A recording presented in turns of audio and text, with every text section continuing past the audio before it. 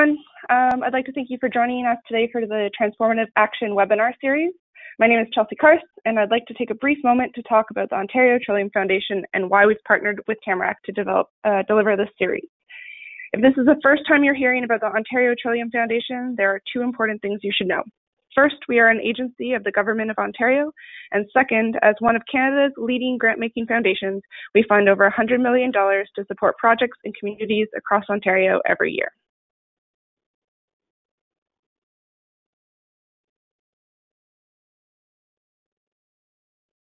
Next slide, guys. Okay. The mandate of the foundation is to build healthy and vibrant communities across Ontario, and we use our action areas to define what we mean by that. They are our vision and what we aspire to achieve. On the screen, you will see those 6 action areas. They are active people, with the goal of fostering more active lifestyles. Connected people, which is aimed at building inclusive and engaged communities. Green people, which is all about encouraging communities to support a healthy and sustainable environment. Inspired people, with the goal of enriching lives through arts, culture, and heritage. Promising young people, aims to support the positive development of children and youth, particularly those who face barriers. And finally, prosperous people looks to enhance Ontario's economic well-being, moving people from crisis to economic opportunity. We believe that if we can make a measurable impact in those 6 areas, we will be able to achieve our foundation's mandate.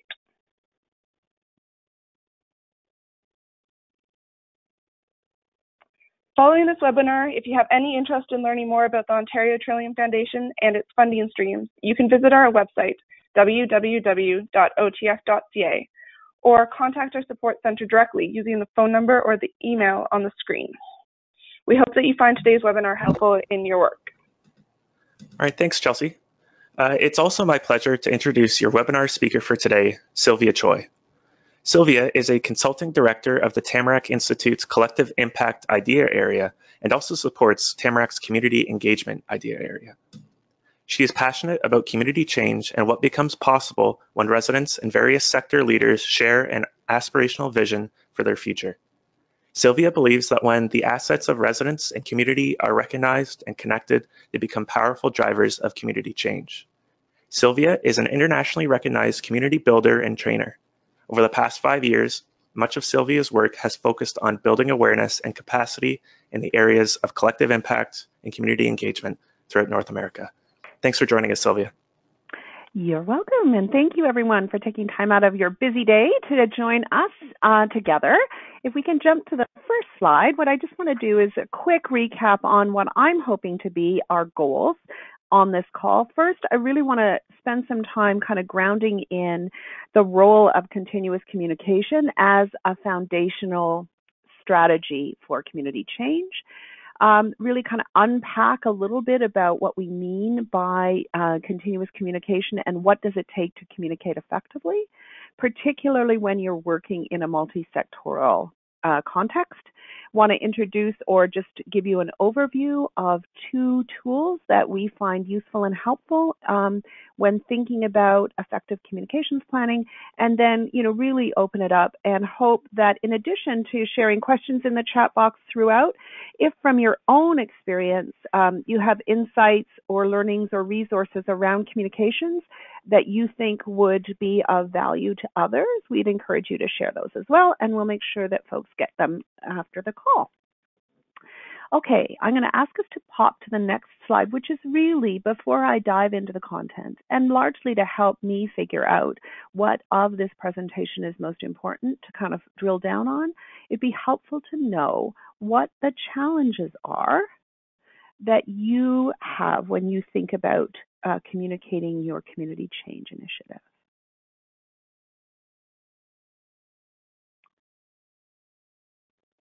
And if we can pop to the next, I believe we have a poll. So I'm going to lean in on Duncan here to give us a hand, but there are a number of questions. What's listed below are 5 of the most commonly referenced challenges people talk about around their experience of communicating for community change. So go ahead and select the one that sort of resonates most for you, and we'll give you a bit of a sense of collectively where all these issues land.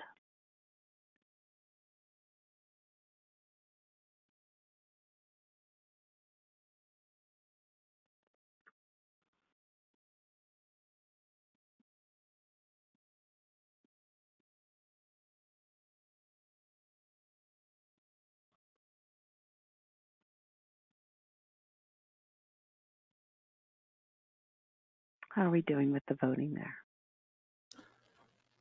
It's going well. We're just about at 75%.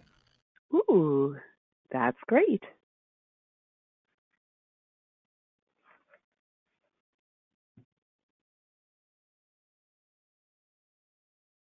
I'm not always good at waiting.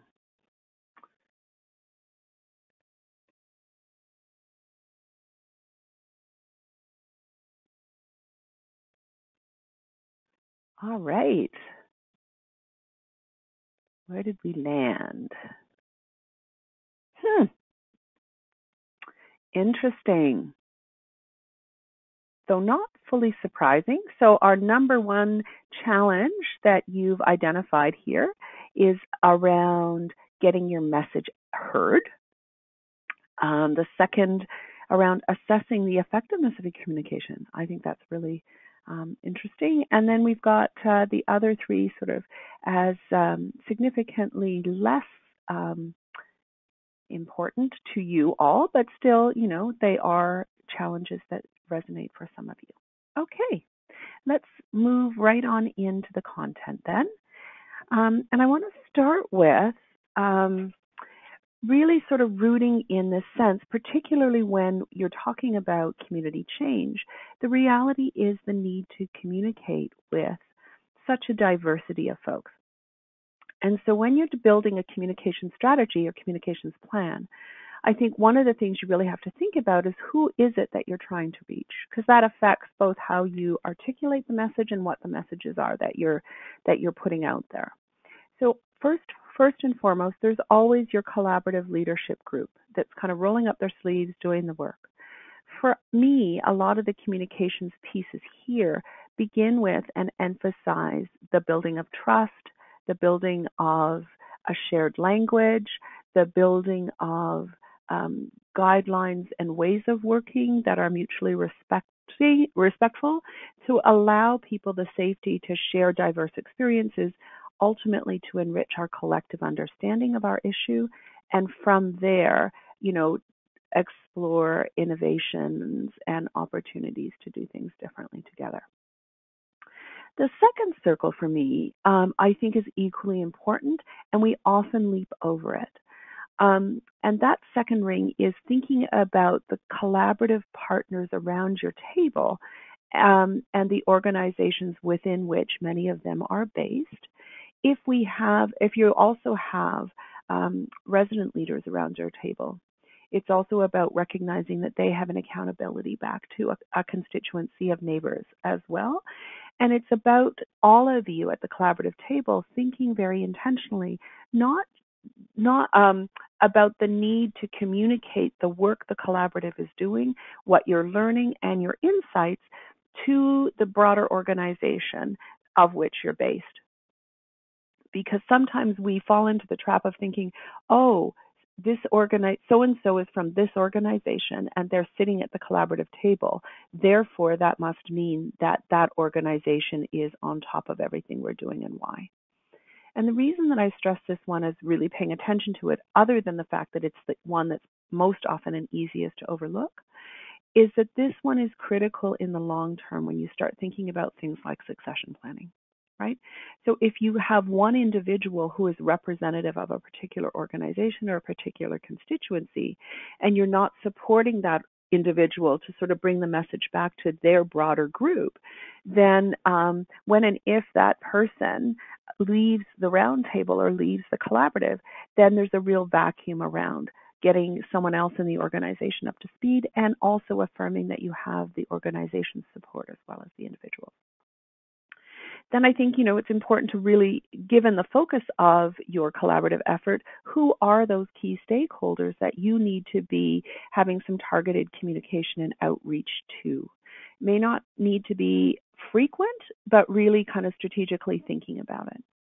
We know from a lot of this work, a key focus is often systems change. And one of the most important levers to get to that place of systems change also involves, really taking a good long look at policy. So it's reminding you that, some of the political decision makers who have an influence over the issues that you're working on, you need to be able to keep them informed even at the earliest days, so you're kind of tilling the soil for when and if your collaborative gets to a place where some policy agenda items need to be dealt with. You're not walking in cold, where the political staff and or elected officials don't know who you are.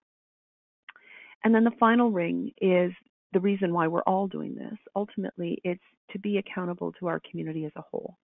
So it's also thinking about where are those opportunities where we are telling the story of what we are learning and what we are doing together and the impact it's having, right out to anyone and everyone in the community. Okay, if we can leap to the next slide.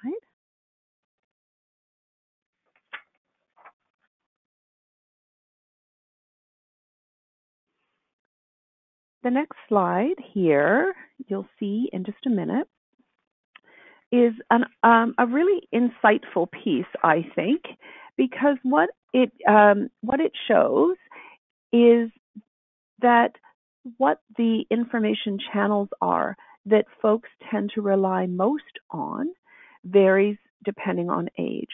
So millennials, which, anyone under 35, the blue by far and away is listed as Facebook, but frankly, I would lump all, the various social media channels in there: WhatsApp, Snapchat, Twitter, all of those.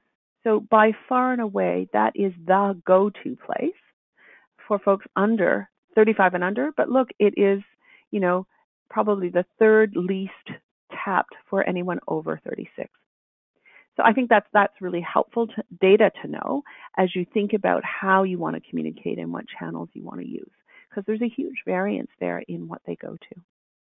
And the last thing I want to draw your attention to on this slide, just to start thinking about, is that fourth box around word of mouth.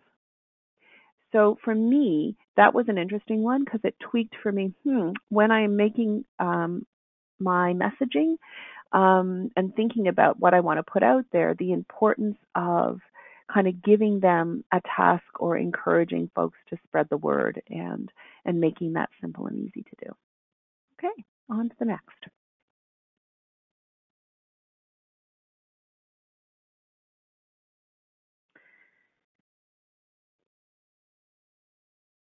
This next slide for me is really, as I was putting this material together, I realized there's a real overlap in some ways between the work of effective communications planning and the work of community engagement. But I think, so in some ways, they are very similar, and they draw upon similar skills. But I think it is also equally important to really pay attention to the distinct differences between communications per se and community engagement.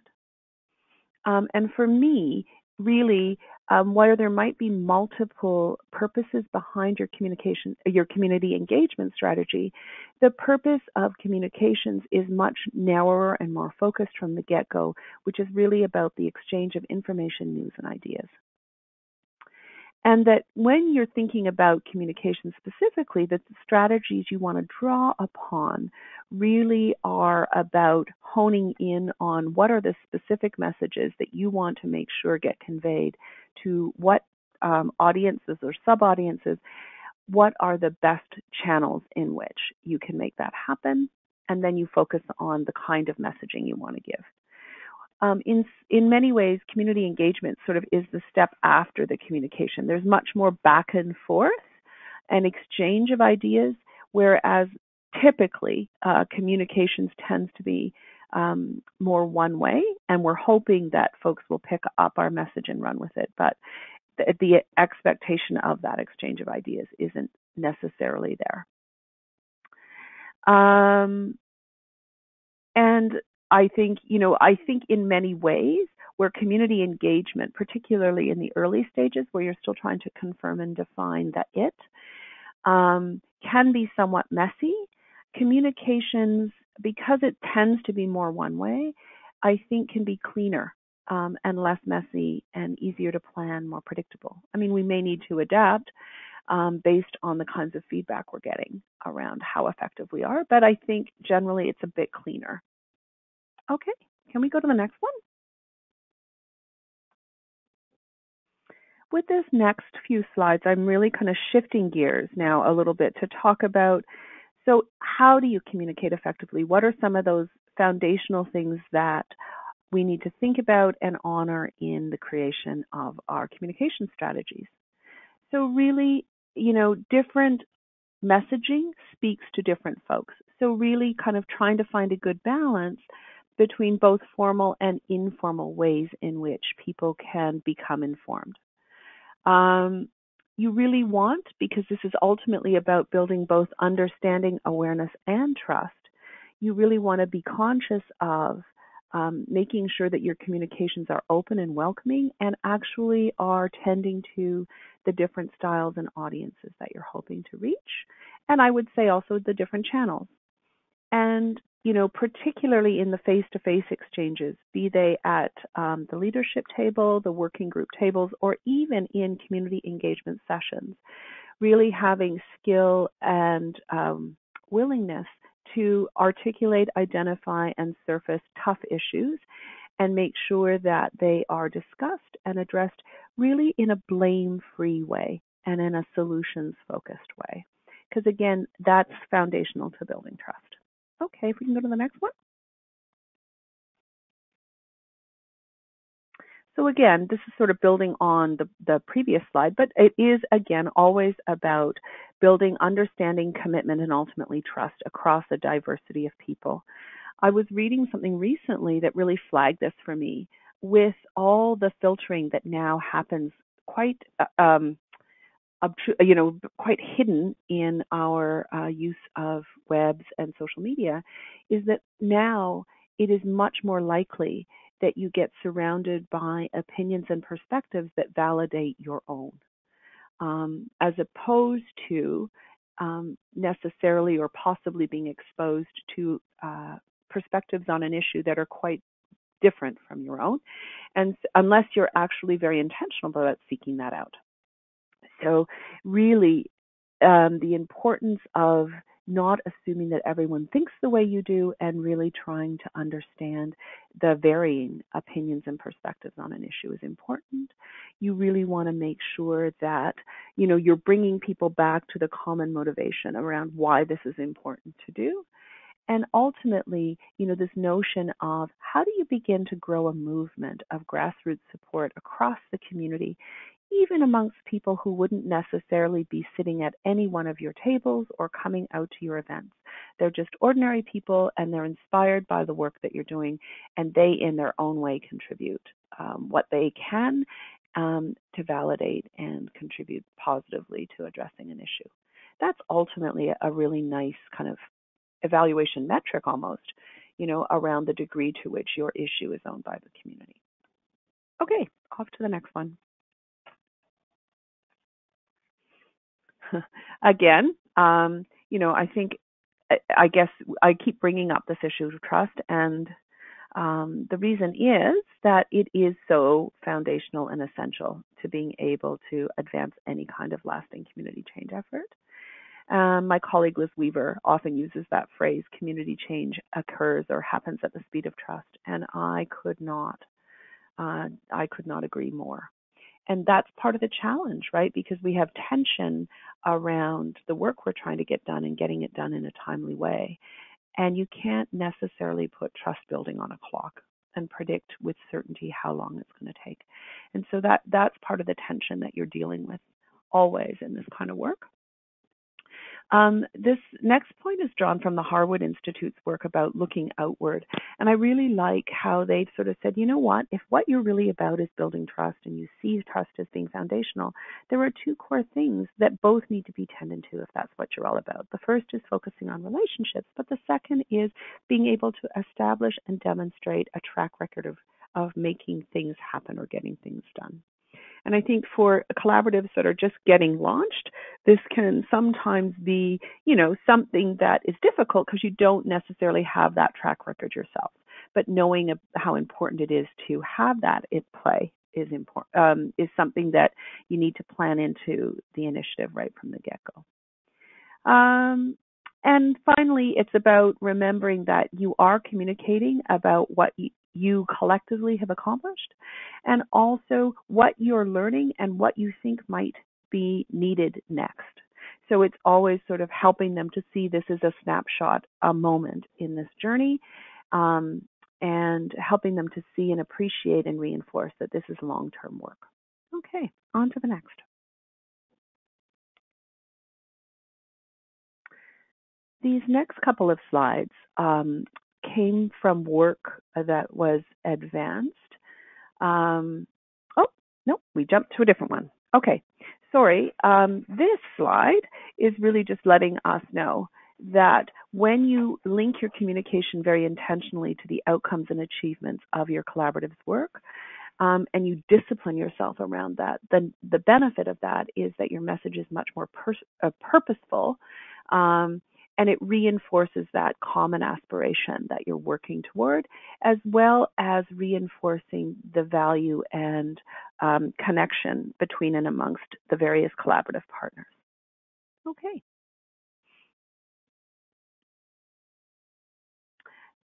It is the next two slides, I believe. Just want to give you a source for this because I found it really useful. What we want to present next are 6 tips for how you communicate about the impact your collaborative is having. And I just want to do a shout out to the Ontario Nonprofit Network, because that's the source for these tips, and in particular, Andrew Taylor, who was the author of this work.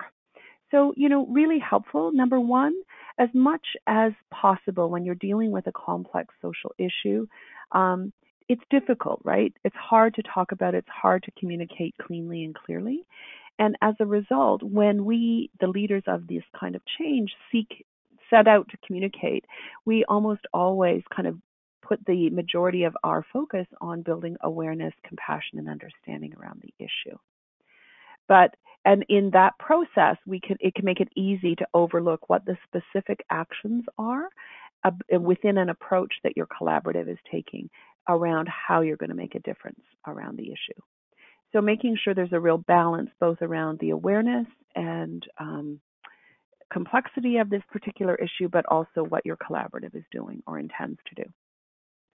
The second tip I really like is really about remembering that we need to be honest and upfront that we are experimenting. We don't necessarily have that answer, but reassuring people that there's a logic behind or some rationale behind the belief that this is likely going to be a successful path. So really rooting in sort of the research you've done, some of the knowing, maybe similar examples being used in other jurisdictions, that kind of thing.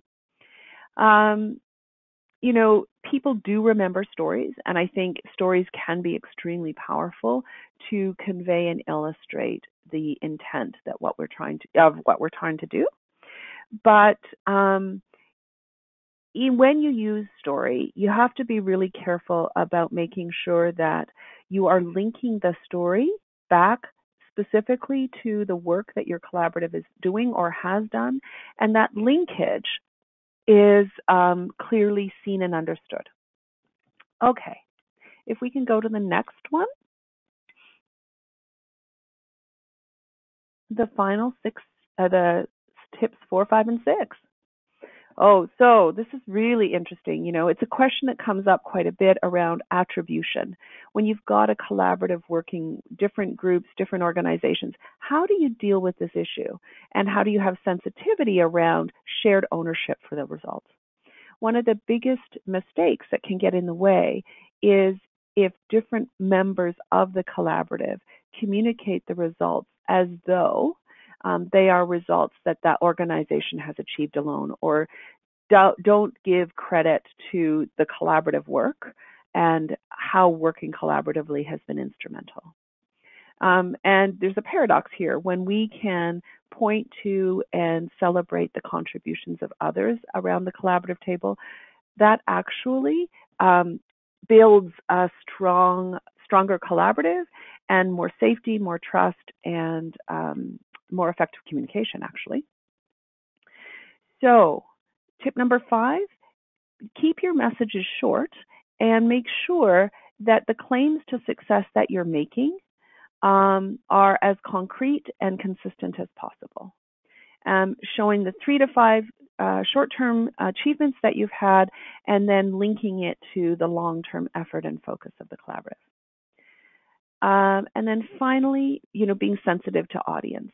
So, you want to be able to remember that you want to be constantly growing a movement. So what's your message to audience around, if they're interested, what they may want to do around the issue?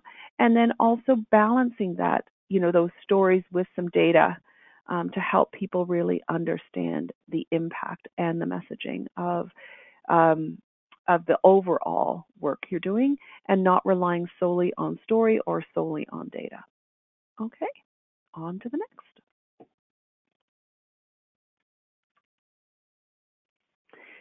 These next couple of slides, there's a book, it's been around for a while now, but I think it's still, the messaging in it is fascinating to me. It's written by 2 brothers who spent a lot of time looking at urban legends and parables.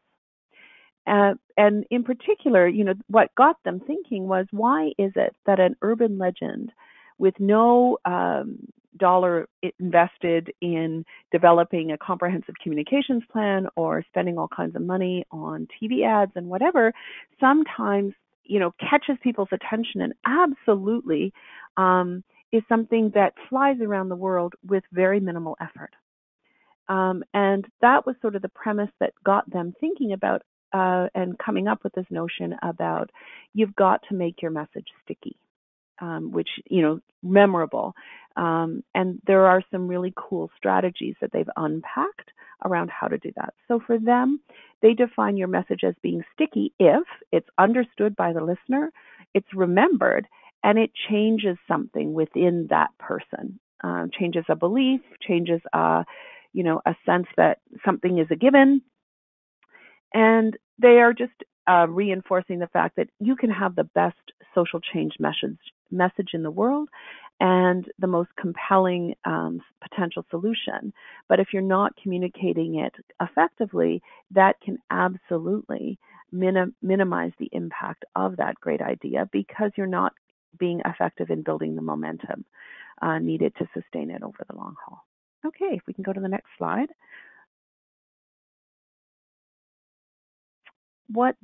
So I'm just kind of pulling the essence from this book, but it's a great read. So I'd encourage you to make sure you take a look at it.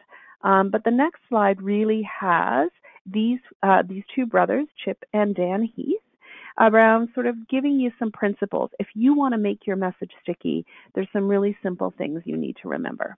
I'm not sure if we can advance to the next slide.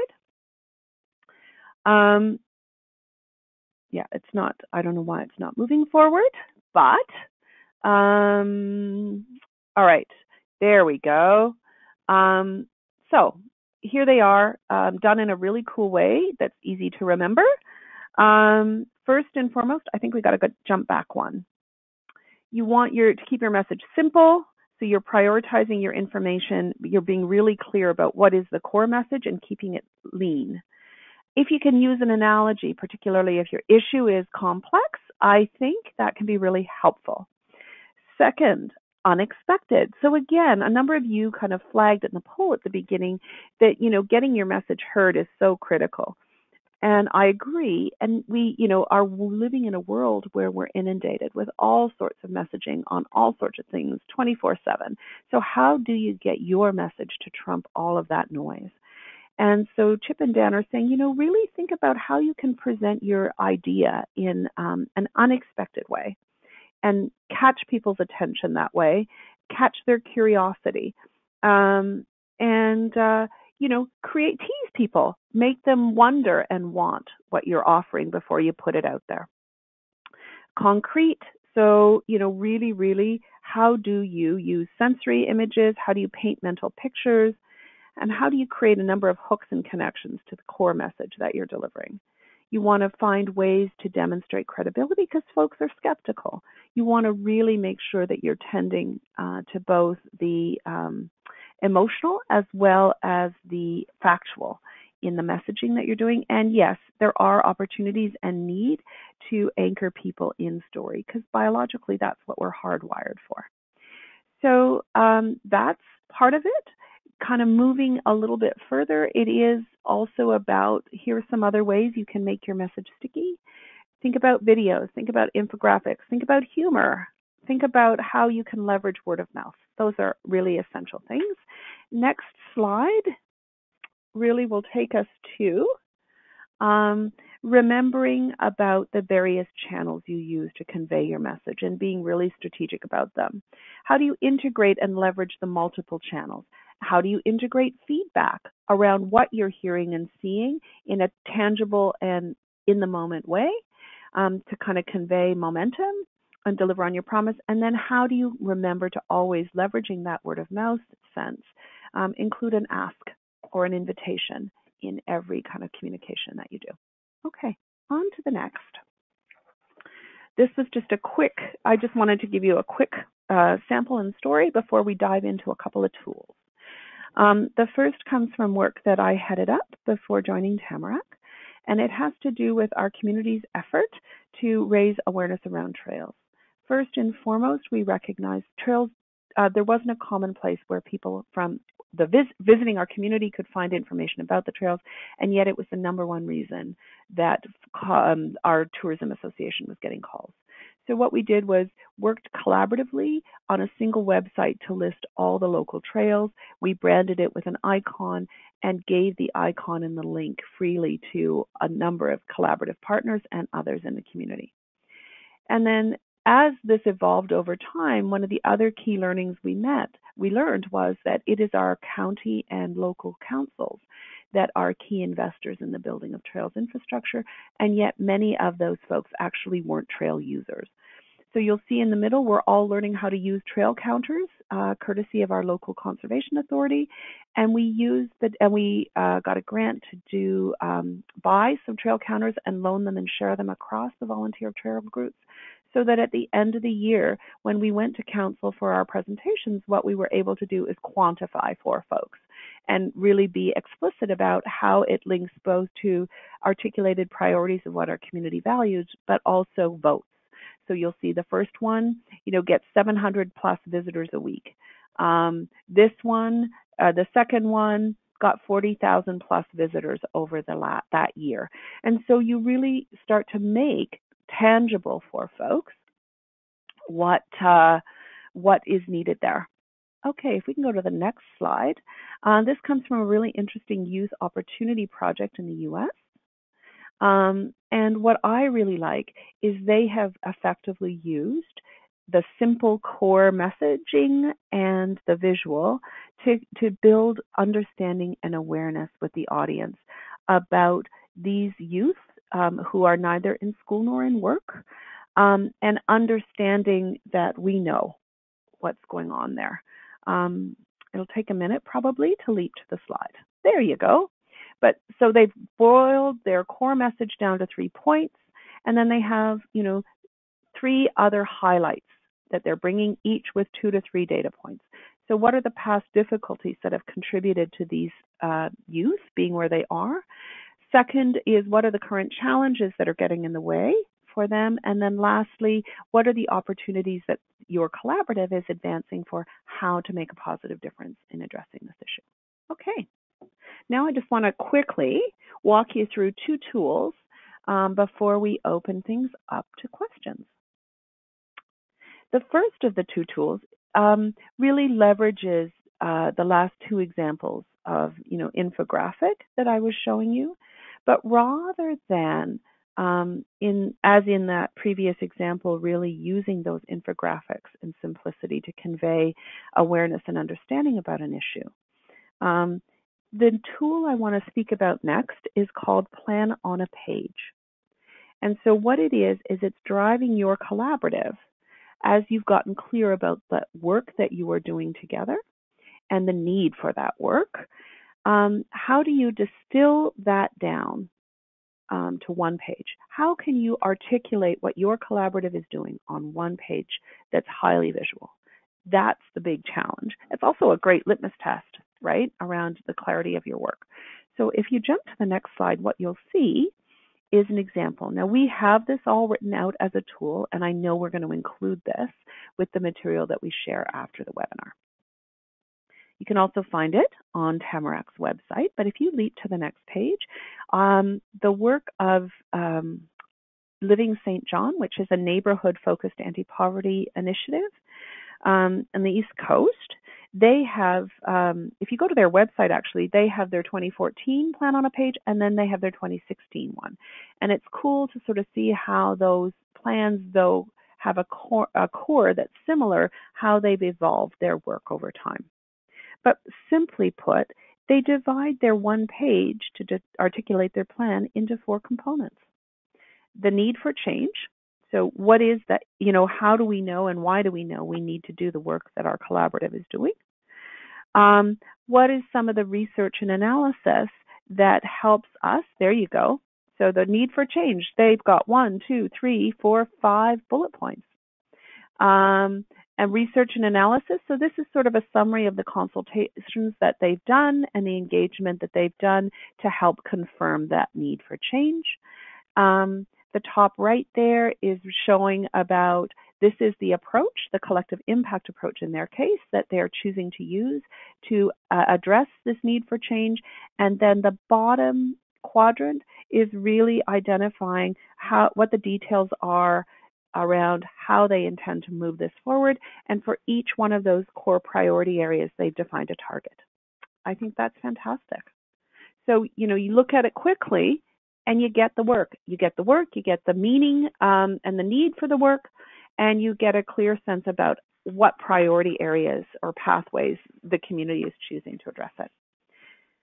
So that's the first tool, that sense of plan on a page.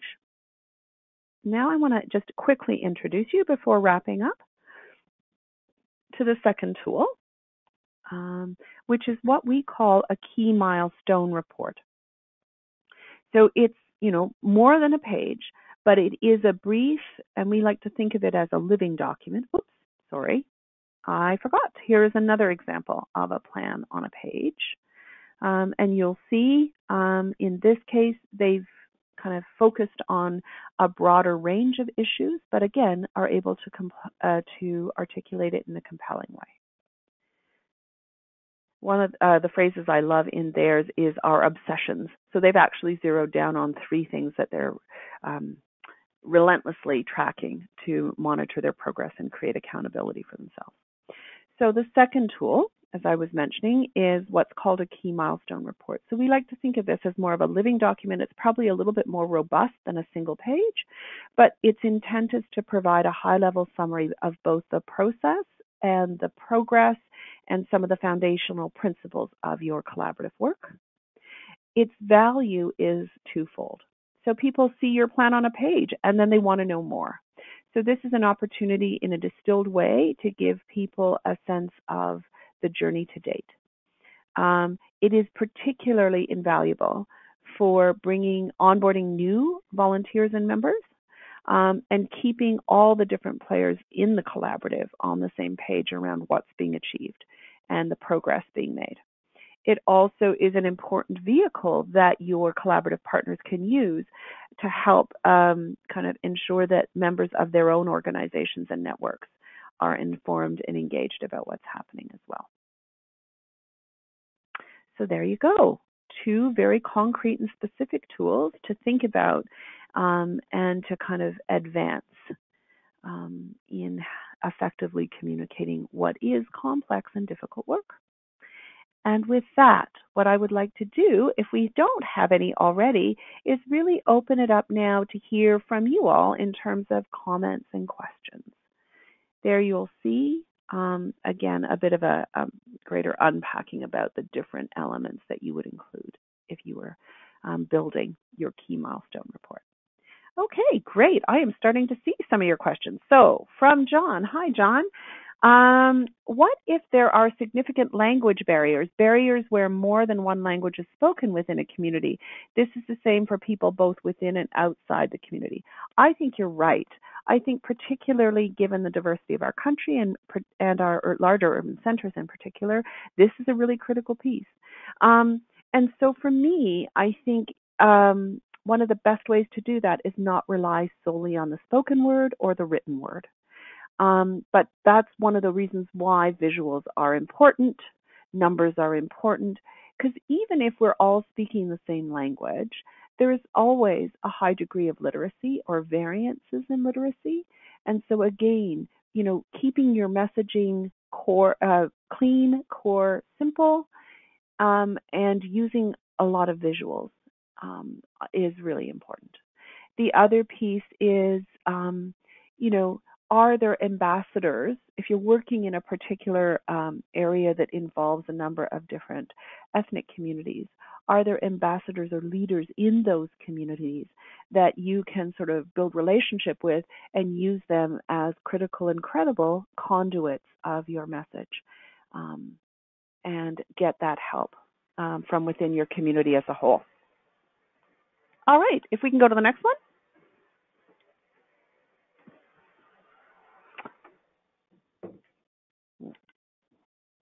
Hi, we have a question from Lisa here. What are the most effective ways we can ensure we develop multi-generational tools? Oh, fabulous. Multi-generational tools. For me, your question evoked that visual at the beginning around, more that the messaging is probably the same or similar. However, the channels used could and would and potentially might be quite different. So in terms of the communication out, I think that would be the differentiator for me. You're using different channels. The language may be slightly different, but the core messaging is the same. And I also think if what you want to ultimately do is develop and foster relationships across generations, then it would also seem to me that ensuring that there are opportunities for face-to-face meetups between these different groups, facilitated with a commitment to fostering shared understanding and discovering and busting myths on both sides and helping these two distinct groups find and recognize where they have common ground and where they have unique contributions to make around the issue that you're focused on. So, each one, we need each other, basically, is what you want to try and reinforce through face-to-face opportunities as well. I hope that's helpful. As of right now, it looks like this is our last question that we have. So if you are holding on to a question, feel free to ask it in the question box. This is also from Lisa. Building on your earlier comments about different languages, do you know any ways we can leverage developing multilingual tools? Leverage developing multilingual tools. Mm-hmm. I hope I'm understanding your question correctly. Leverage developing multilingual tools. I think what you're asking, let me interpret what I'm taking from your question to make sure I'm asking it properly, answering it properly. For me, it is, how do we leverage the multilingual tools? I think, again, it's that core messaging that you have that should stay constant. And then what you're wanting to do is engage people of that community, because there's always slang, there's always terms, and you want to really pull people in to help you ensure that both what you're communicating is using the right words and has the right cultural sensitivities to it. And so the relationship piece is where I would really focus on around leveraging the multilingual, the context that you're in. And then finally, Audrey, I see, do you have a template or a tool for creating an annual communications plan and or for organizing organizations using various media. There are a couple that I can think of. They have more of a community engagement slant to them. So I'm happy to share them with that as a caveat. But also, having done that, would put a shout out to any of you all if you have developed or have come across a really effective plan. Please share it.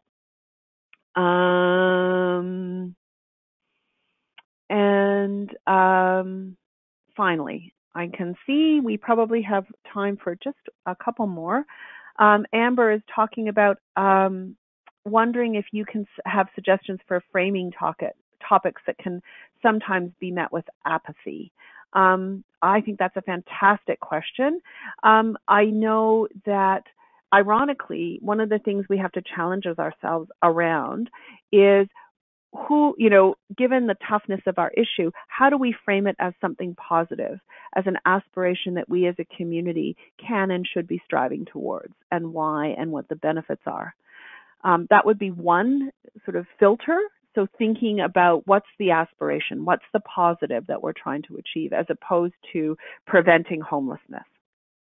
In your case, the second sort of guide I would offer for you around this would be around also, it just slipped my mind. Hang on one second. So the number one would be kind of thinking about creating an aspiration.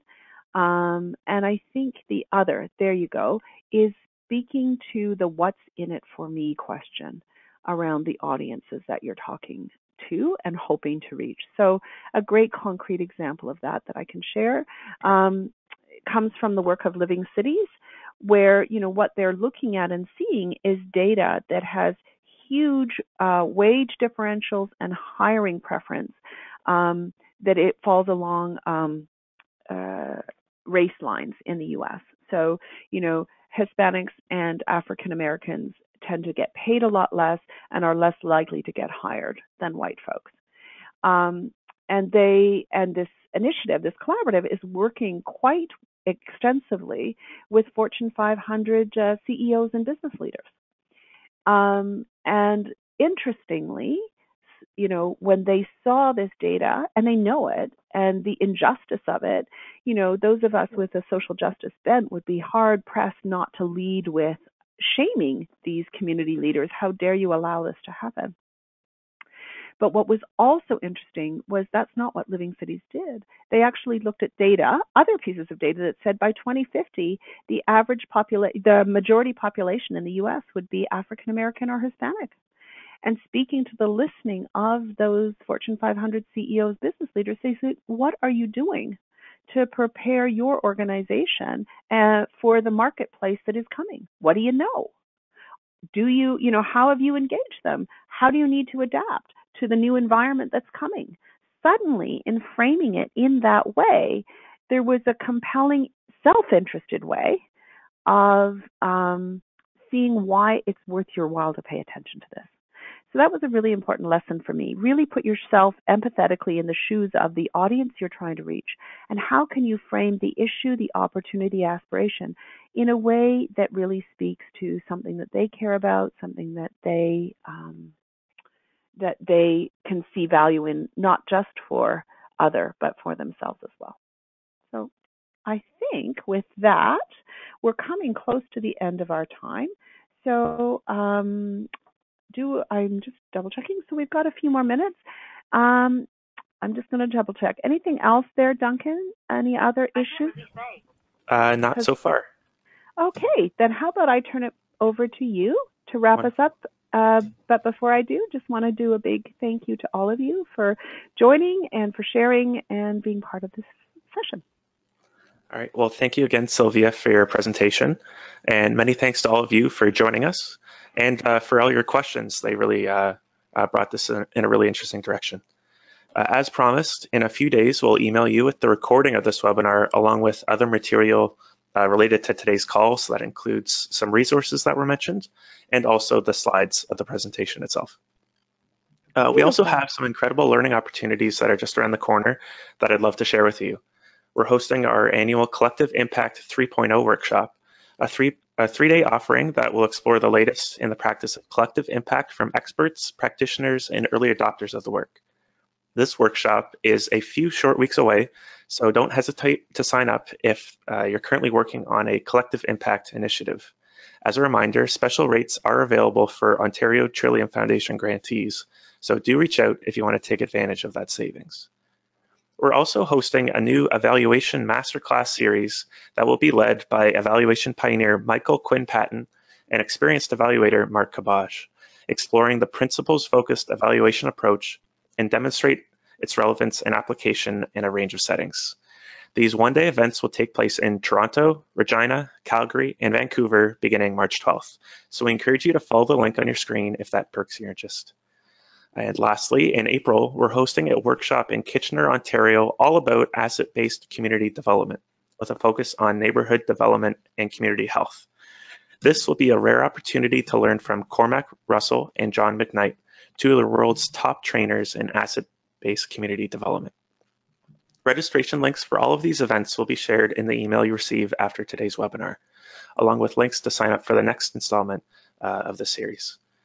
To learn more about upcoming learning opportunities, including workshops and free webinars like this one, please visit us at tamarackcommunity.ca.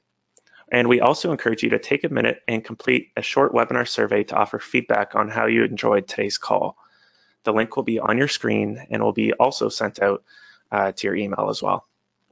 Thanks again, everyone, for your time, and have a wonderful day.